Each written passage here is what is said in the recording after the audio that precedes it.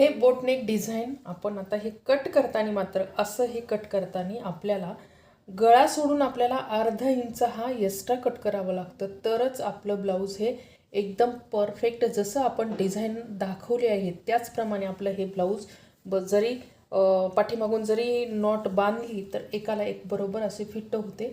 इथं आपलं टाईट होत नाही. त्यासाठी आपल्याला गळा कट करताना अगोदर अर्धा इंच गळा हा जास्त कट करावा लागतो, तरच हे तुमचं हे डिझाईन आहे ते परफेक्ट बसतं. पाहू शकता अतिशय छान हे असं आपलं आजचं ब्लाऊज डिझायनर ब्लाऊज आपण तयार केलेला आहे. आणि बऱ्याचदा काय होतं, जे नवीन शिकणारे असतात त्यांना माहीत नसतं की बोटनेक आपण मागचा बोटनेक कट करताना काय करावं लागतं. तर मागचा बोटनेक कट करताना तुम्हाला अर्धा इंच गळा सोडून अर्धा इंच तुम्हाला एक्स्ट्रा कट करावं लागतं, तरच तुमचं हे बरोबर परफेक्ट बसतं, अन्यथा बसत नाही.